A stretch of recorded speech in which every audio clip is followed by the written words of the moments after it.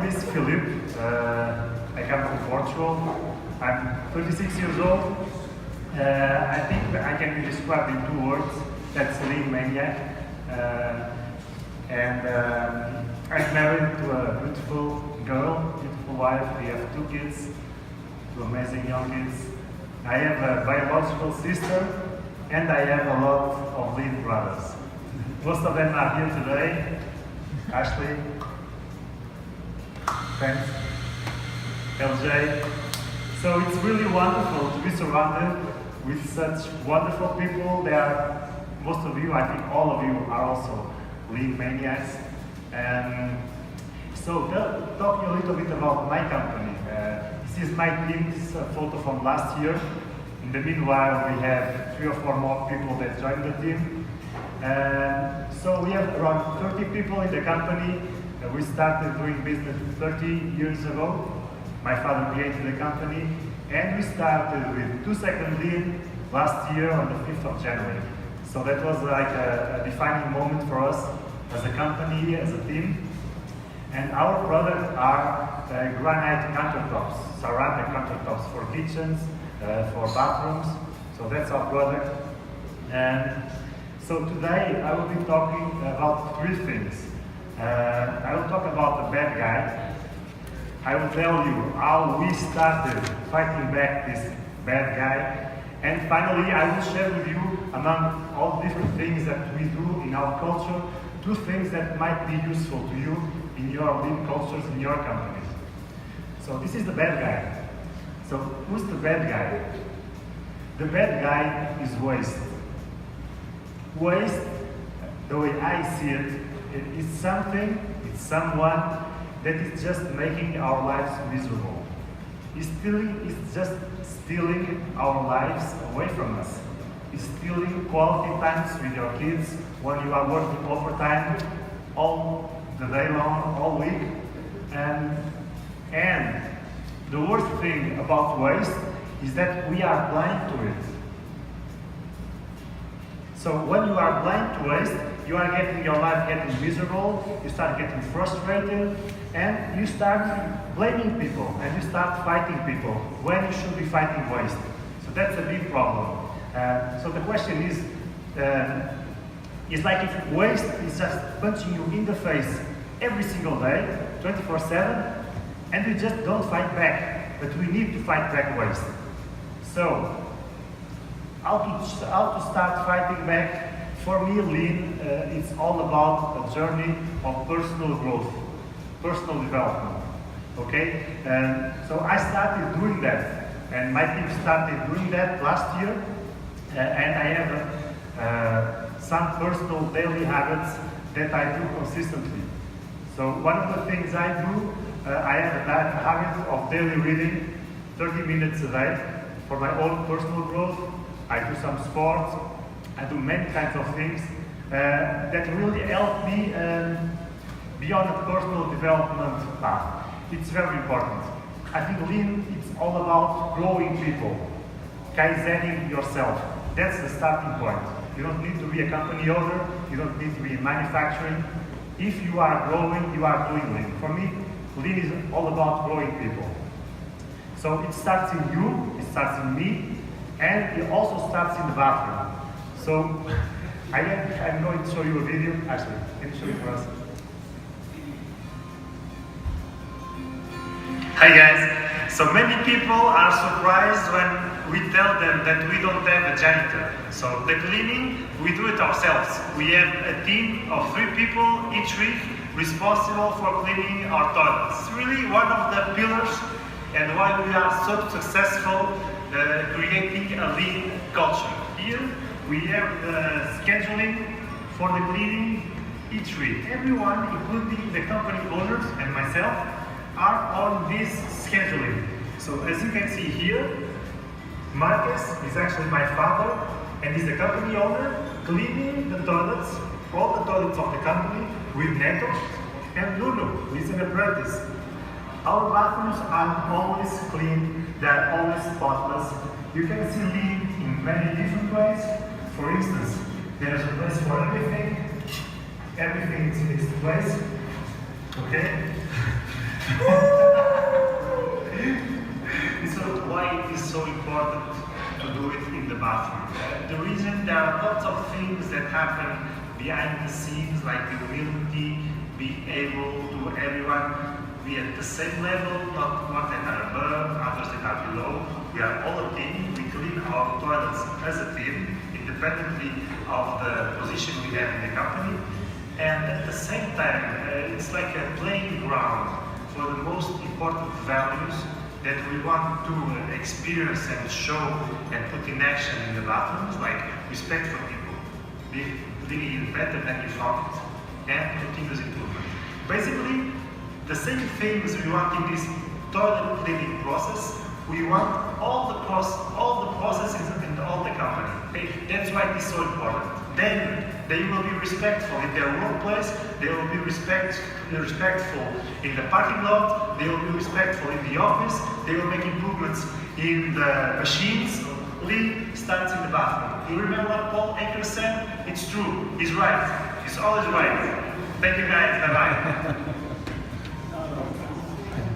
Most of the times. So yeah. So one thing that we do weekly, so we have 3 people that are cleaning the bathrooms, everyone cleans the bathrooms, and every week there is this goal. We must find something to improve in the bathroom.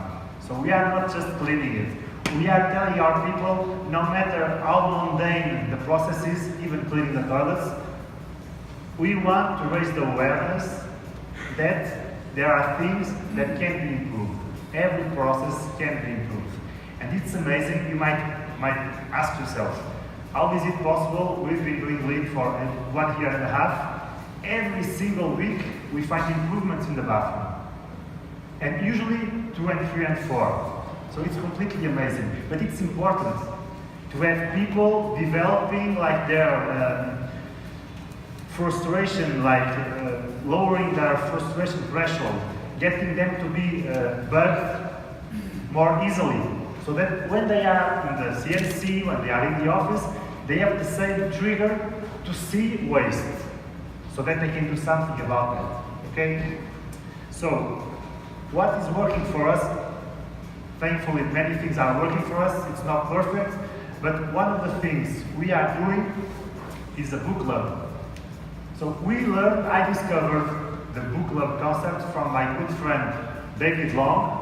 He wrote a book called Built to Live, where he talks about many things, including the book club. So we are using actually 2 book clubs to develop our culture and to develop our people. The first book club, it's a daily book club of 15 minutes from 9 a.m. to 9:15, where we actually have everybody in the company reading the same chapter of a book. So during work time, we are paying them to learn, to read, okay? And on Fridays, we have this moment where we have everybody together in 3 groups, where we are sharing our takeaways, and also where we are sharing our personal stories, because the books we read are not related with Lean. We are reading Dale Carnegie, How to Win Friends and Influence People, and that brings a lot of our personal stories, and it's very important because with this process, this is just a process that enables our culture to grow. We are bringing knowledge to our people. We are creating on them the habits of personal development. That's why we do it every day, 15 minutes. And on top of that, we are bringing people together. Because this is a guy from the CNC, but he also has a family, he also has an experience in life, and we get to know each other beyond work. So it's very important to have like this tight connection between people. So this tool works really well. And then we have a second book club. This second book club, it's different. So it happens once a week, on Mondays, at the end of the day. And we are reading 1 chapter a week of the TORRE way. And we are using this process, this tool, to develop our leadership. So if you want to get beyond the shadow board kind of lead, like the widgets, all of that, It's important to have that kind of lead. But if you want to go further, you must have knowledge. Because without knowledge, you won't get never to the next level. So on Mondays, we are developing our team leadership, using also the book club tool to start them on a lean personal development. So we are using the book club for the whole team and also for our lean leaders. Okay, it works pretty well.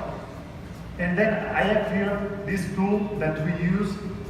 We call it the 3S question mark spot. So this is right in the center of our morning meeting. And this is a tool that supports 3S. Basically what we do, we created a place for the things we don't know what their place is. For instance, I find this hanging around on the shop floor like this, not in my work area, and I find it strange what is it doing there. And before, we would pass and we won't do anything, because maybe it belongs to someone. If I take it, someone might get mad with me. And I realized that we should improve this process, because if I leave it there, it will stay there for years. That's what happens most, it happened to us at least. So I find this here, and I take it to the 3S question mark spot. And then the next day, during our morning meeting, we have everybody around this spot, and we can review all the items that are in this question mark spot. So what does this do? It belongs to who? Is it something that needs a place? It goes to the junk area, or it just goes to trash. So it's useful for us. It's like a huge black hole that is draining all the crap from the shop floor and from the office. And now we have a process, again, a process to deal with that. So this is a tool that supports 3S. It's very simple, works for us, solved our problem. So yeah. So that's my presentation, 15 minutes. If you have any questions, I'm more than happy to answer them. So how often is something in that question mark? Is that every day something ends up there? Yeah, almost every day, yeah. Sometimes people just don't know what to do with something. They are 3S in their work area, and they find something they don't know what to do with it. They put it on the question mark spot, and many times it doesn't get to the next day, because during the day someone passes by and just reuses that and puts to use in another workstation. So it's very dynamic. Okay, so you're in your second year now doing this. What is the number one takeaway, you think, from the second year on implementing lean? What are you learning as a leader? What's the main thing in the second year? I think I reinforced my belief that it's really all about the people. And if you want to take your lean culture to the next level, you should have consistent processes to make it happen. It won't happen by accident. If you are just doing the same thing all other companies are doing, you honestly can't expect to get different results. So if you say, okay, we invest in people, we want to make our people grow, you must have processes in place to make that happen. And when we started Book Club this year, it's one of our thematical from the Lezioni's book to this year is grow people and get new markets, but build people. And the Book Club is a tool that we use to make people grow, because if people are growing, we will get the knowledge we need, and we will be more skilled and have more knowledge to get to the next level of leadership. So, answering your question, Paul, I reinforced my belief that it's all about the people. Yell it out. Mark, go ahead. Two questions. One is, how are you selecting the books for the book club?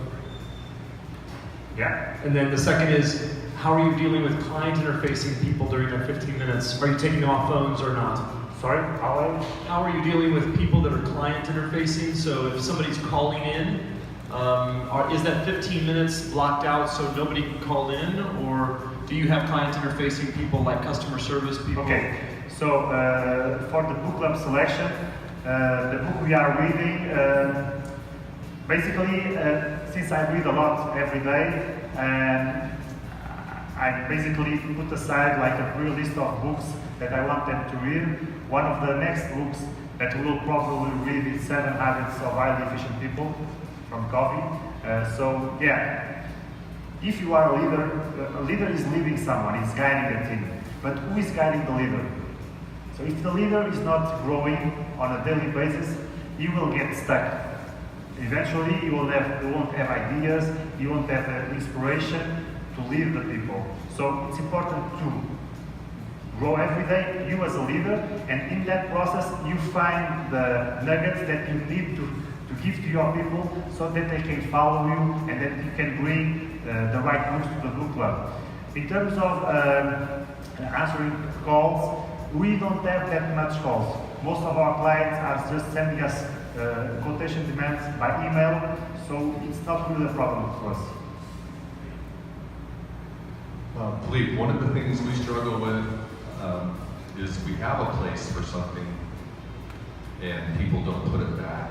Okay. So on your 3S, box that you have in your morning meeting, do you also use that if you find an item out of place that has a place, Yes, and put it there to reinforce that? We have a Kalashnikov for that. A Kalashnikov?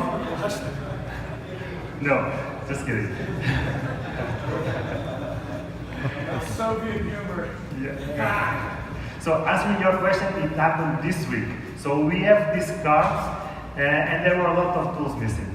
And my father is it's a wonderful guy, my father. Paul knows him. But he's like old school. So he gets in the morning meeting and he says, listen guys, you need to be more respectful. Tools should get back to the boards. Come on guys, make an effort. And then I jump in and I say, my father is absolutely right, but we won't stop there.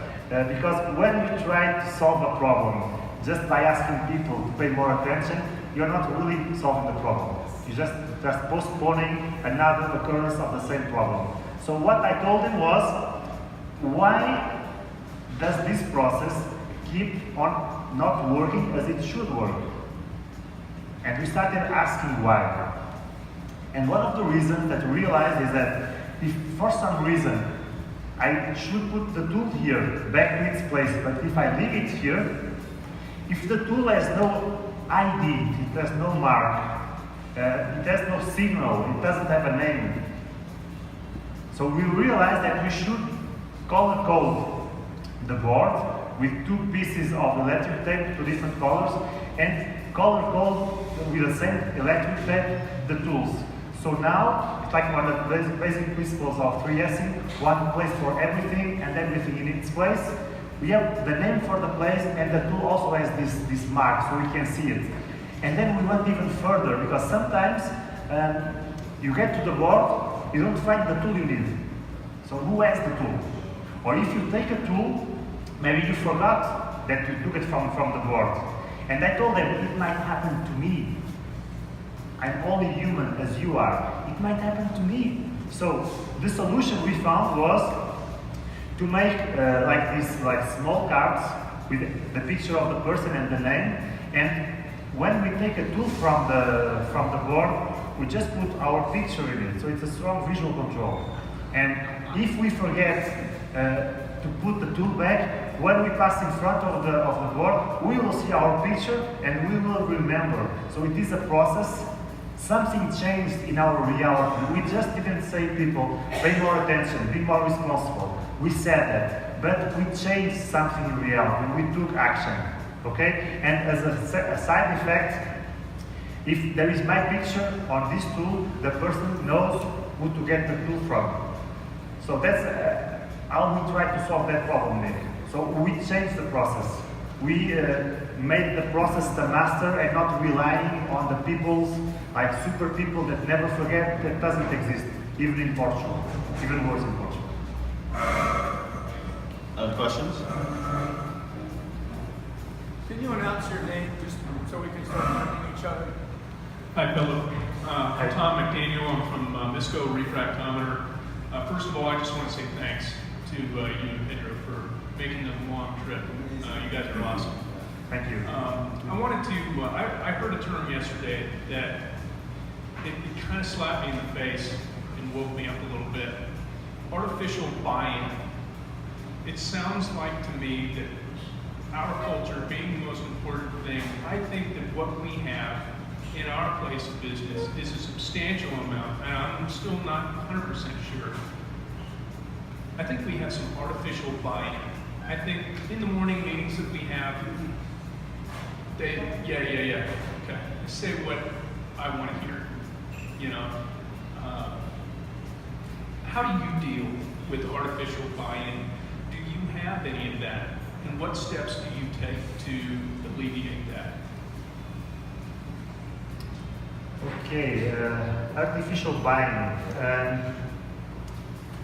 One thing I realized is that people have different rhythms. So when we started Lean and we started in the bathroom, the buy-in was like gradual. It was not everybody, yeah, we are all happy to do it in the bathroom. Didn't happen that way. Actually, there's this story, I'll try to tell it very quick, the bathroom story. So basically, to prevent artificial buying, it's just an example. We have had 2 bathrooms. And I was wondering, how can I get my people to be respectful in the bathroom? Because this is stone people. It's not, it was like a complete nightmare, our bathrooms before. So how on earth am I going to change this mentality? It's a big challenge. And the second challenge was, how am I going to make these people clean the bathroom themselves? It's like impossible. Then I saw one of the video of Greg. He just put like these portable toilets in the parking lot, and I improved from his idea, and I put in place like the normal bathroom and the lean bathroom. And I put a paper on the wall saying I'm lean and I'm in. So people that wanted to use the lean bathroom, they have only 3 requirements. Leave it better than you find it, respect for people, and continuous improvement.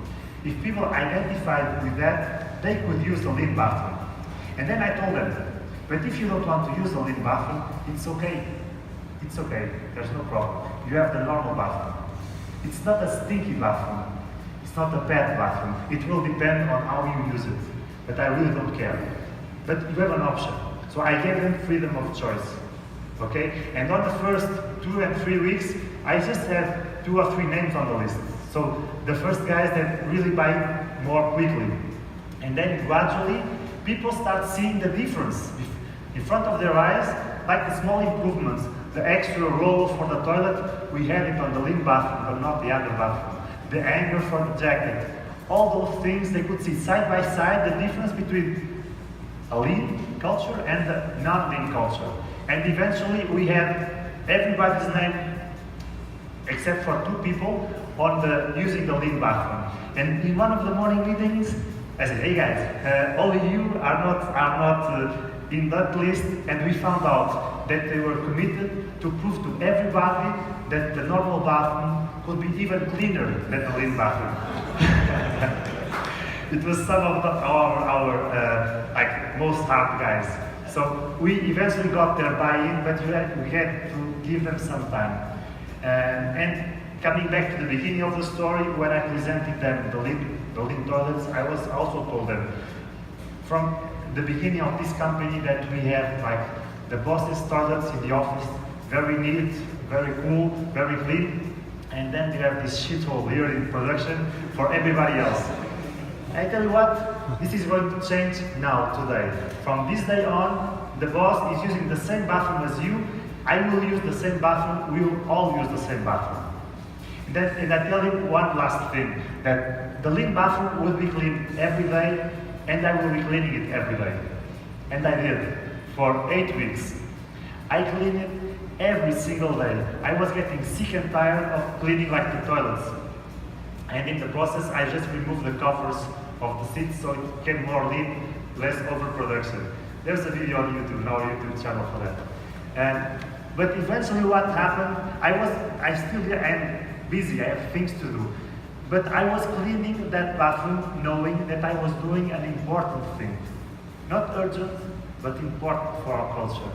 And eventually, after 2 months cleaning it every single day, in one of our morning meetings, one of our guys speaking for everybody says, "Hey Philippe, I think we can make yet another improvement in the bathroom. We all want to clean it." And that was the way we overcome like this artificial buy-in with this different process. So I think people are generally buying into our lean culture. Some are more investing themselves in their personal growth, some are not. But this last book club that we did, it has been very important. Even people that are 60 years old, they haven't picked up a book in 40 years. Can you imagine that? Because most of the people, they learn till they are 20 or 23, and then they stop learning. So it's just like if they were dead at 23 and they wait to 75 to get married. So people stop learning, and we want to change that in our company. So that's what the book club is doing for us. It's another process that is enabling the growth of our people and our lean culture. Okay. So if there are any more questions? So my opinion is very simple. You only need to do one thing. You need to make sure that lean impacts their life. If it improves their life and their work, they will buy in. That's the key. You have to show them you care, that you are doing it for themselves, not for the company, for themselves. Yeah. Thanks a lot. Thank you.